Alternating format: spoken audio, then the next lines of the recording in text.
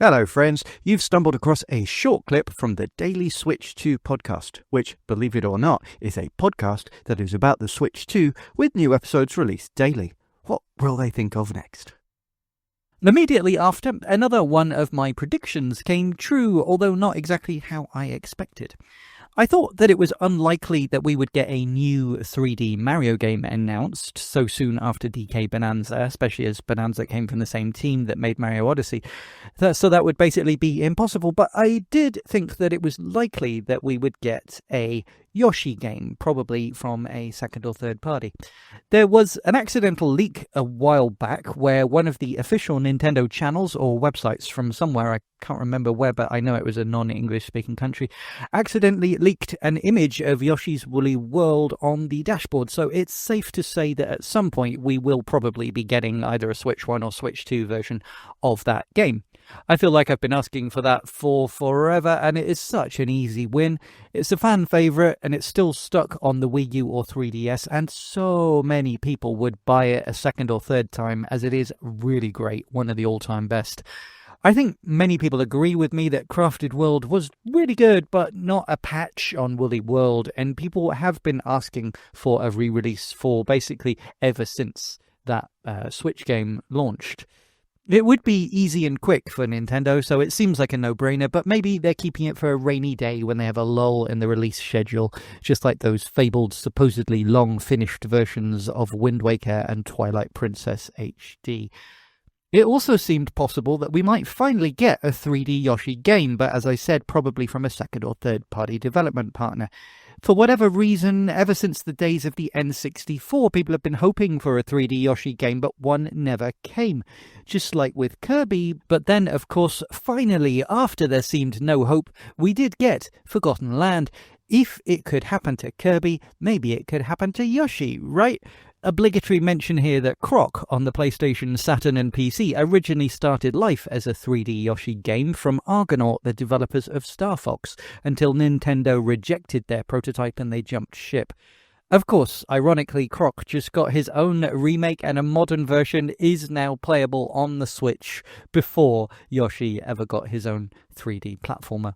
When the trailer for this game actually started with the 3D CGI cutscenes, which are beautiful by the way, it really did look like it could be a 3D Yoshi game being finally announced. But I knew not to get my hopes up. It's foolish to expect one at this point, and sure enough, as soon as the actual gameplay footage started, it was a 2D side-scroller as usual. However, that's not to say that I was disappointed. I love Yoshi side-scrollers. I've really loved pretty much all of them, except for the new Yoshi's Island DS game, which, I don't know, I was just so on. It wasn't bad, but it wasn't great. This particular trailer really reminded me of Yoshi's Story on the N64, perhaps just because it's based around a book, but I definitely also got vibes of that game from the music and art style, and for me, that's no bad thing.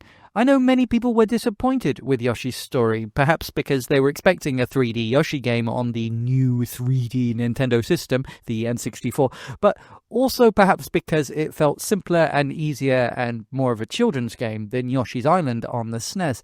But personally, I always really enjoyed it. And actually, it's not as easy as you might think. There are basically two ways to play it. If you want to just rush through and complete the story campaign, yeah, okay, it's easy and a child could do it. But if you want to do it properly, collecting all the fruits in the right order rather than just getting to the end, it is actually pretty challenging. When I was watching and reacting to this game originally, I noticed that there was some jerkiness or low frame rate in some of the assets, but I said in my live reaction that I felt that it was likely on purpose and the graphics were trying to recreate maybe a stop-motion animated look. It's just that when I was reacting, the gameplay footage was in a very small window in a low res on my laptop while I was capturing to make sure that the temporary shared internet in my hotel held up while I was recording audio. But yeah, as I suspected after watching the trailer again in full screen and full quality, this is an absolutely beautiful game. The art style is gorgeous. It seems that every dedicated Yoshi game somehow is required to have its own unique art style, and this one is an interesting aesthetic of a kind of storybook come to life, with most elements trying to look at least somewhat hand-drawn, hand-painted, with some line or crosshatch shading. Yoshi himself and many of the characters have that stop motion or hand animated element of a purposefully low frame rate animation, but they obviously move through the world and everything scrolls at a smooth 60 FPS. It's an interesting look, and I mostly really like it. There is somewhat of a disconnect, being that as well as the hand-shaded parts, there is real-time lighting and shading too on top of it, and many of the particles and elements like grass, leaves, and dandelion seeds, etc., all move perfectly smoothly, so it's not quite as consistent artistically as something like Woolly World or Crafted World, and the full CGI cutscenes are a completely different art style too. But if you take that as the cutscenes being the real world, in inverted commas, and then Yoshi jumping into the book, and the animated drawings and paintings of the book then magically coming to life, and then moving in smooth motion, it kind of makes sense. It might take a little getting used to, but overall, I do really like how it looks. It's very cute and creative and fun, as always with a Yoshi game, and the fact that each turn of the page brings up new elements adds a lot of potential for vast variety, changing pretty quickly. It looks like there are a lot of puzzles and a lot of variety to the gameplay mechanics as well. That's a great thing as far as I'm concerned. I love 2D puzzle platformers, and I love unique gimmicks in each level of a platformer. This is a Switch 2 exclusive, so no holding back on the graphics or performance for Switch 1, and yet another first-party exclusive for Switch 2 that we know is in the pipeline now. There's no exact date for it, but spring 2026 is the window, and I think that fits in well with the current first-party lineup as we're now seeing it take shape as more of these games and release dates are being announced.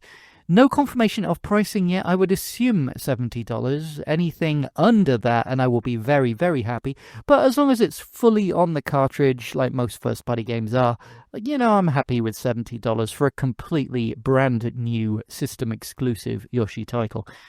Basically, yep, everything about this looks great. And while I'm still really hoping for Woolly World and hopefully one day a real 3D adventure for Yoshi, I'm still excited enough for this to make it my first S tier of the Direct so far. Love it. Well, that was funny / sad / informative / stupid, wasn't it? Feel free to mentally redact to make that make sense with the clip that you just heard. I don't know what it was. I'm just recording a bumper. But if you enjoyed the clip, please give it a like. If you'd like to hear more, click subscribe, and you can find all the ways to listen to and support the full daily podcast at linktree/dailyswitch2. That's linktr.ee/dailyswitch2. Let's go! Did I sound like I mean that? I do. I really do.